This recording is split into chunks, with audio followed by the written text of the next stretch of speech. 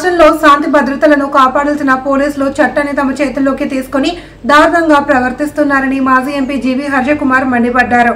తెనాలిలో 2 రోజుల వ్యవధిలో జరిగిన 2 సంఘటనలకు పోలీసులే బాధ్యత వహించాలి అని సభ్య సమాజం సిగ్గుతో తలదించుకునేలా మానవత్వం లేకుండా వ్యవహరిస్తున్నారని ధ్వజమెత్తారు. రాజమహేంద్రవరం రాజీవ్ గాంధీ విద్యా సంస్థల కాన్ఫరెన్స్ హాల్లో జరిగిన మీడియా సమావేశంలో ఆయన మాట్లాడుతూ తెనాలిలో 2 యువకులను దారుణంగా కొట్టి వేధించడానికి కారకులైన ఎస్పీని 2 సిఐలను వెంటనే విధుల నుండి డిస్మిస్ చేయాలి అని, ఈ ఘటనతో పాటు పోలీసులు తీవ్రంగా వేధించిన ఘటనలో ఆత్మహత్య చేసుకున్న మహారాష్ట్రకు చెందిన బంగారం వ్యాపారి సిద్ధేష్ జైన్ వ్యవహారంలో హైకోర్టు సుమోటోగా కేసు నమోదు చేయాలి అని విజ్ఞప్తి చేశారు. దళిత మైనారిటీలకు చెందిన వారిని ఇష్టం వచ్చినట్లుగా కొట్టే హక్కు పోలీసులకు ఎవరిచ్చారని ప్రశ్నించారు. ఒక బంగారు కొట్టు, బంగారం తయారు చేసే ఒక జైన్ చంపేశారు. ఆత్మహత్య చేసుకుని చనిపోయారు. ఆత్మహత్య చేసుకుని ఎందుకు చనిపోయాడంటే, అంతకుముందు పోలీసులు భయంకరంగా కొట్టడం వల్ల, హెరాస్ చేయడం వల్ల నెక్స్ట్ డే ఆయన చనిపోయాడు. తెనాలి పోలీస్ క్రూరత్వానికి మరొకరు బలి. బంగారు బట్టి నిర్వాహకుడి బలవన్మరణం.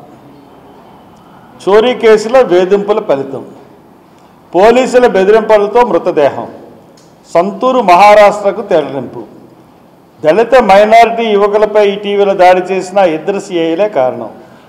మృతుడి వాట్సాప్ స్టేటస్లో సూసైడెడ్ నోటు. ఈ మోసపు ప్రపంచంలో ఉండడం కన్నా జీవితం ముగించడమే మంచిదని ఆవేదన.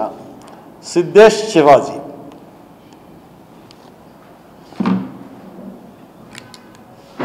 సిద్ధేష్ శివాజీ అని ఒక బంగారు అంటే వస్తువులు తయారు చేసేవాడిని. చాలా మంచి పేరు ఉందంట అబ్బాయికి. మహారాష్ట్ర నుంచి వచ్చి జైన్స్ వాళ్ళు, జైన్ కమ్యూనిటీకి సంబంధించిన వాళ్ళు. జైన్స్ అంటే చాలా హానెస్ట్గా ఉంటారు. మన రాజమండ్రిలో కూడా జైన్స్ చాలామంది ఉన్నారు.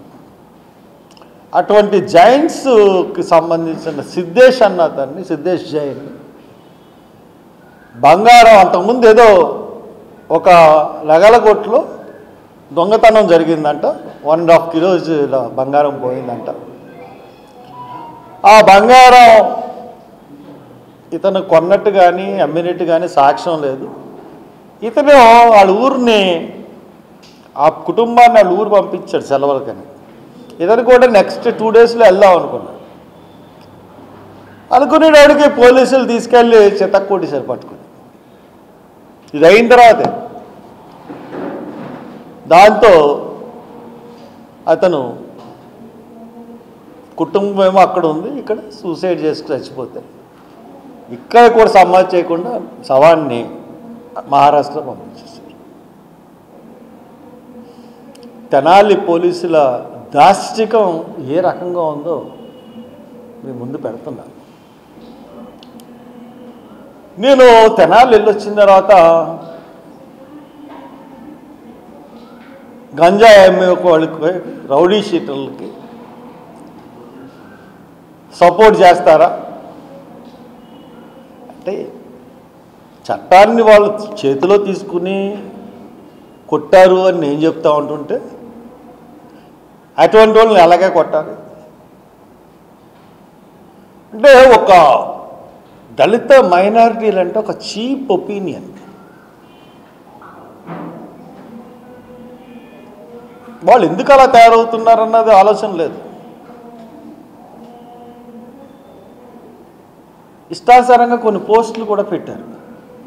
కానీ అక్కడ చూశాను నేను, వాస్తవ పరిస్థితులు తెలుసుకున్నాను. వాళ్ళ ఇంటికి వెళ్ళాను.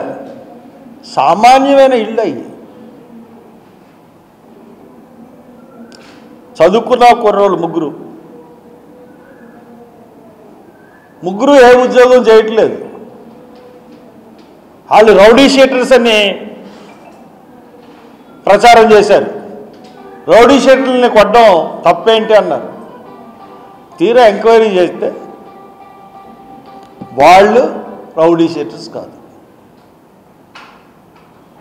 కోర్టుకు సబ్మిట్ చేసిన 25వ తారీఖున ఎఫ్ఐఆర్లో రౌడీ షీట్ల కింద సృష్టించి ఆ రోజే రౌడీ షీట్ వేయించి 25వ తారీఖున కోర్టుకి సబ్మిట్ చేశారు రౌడీ షీటర్ల కింద వాళ్ళే.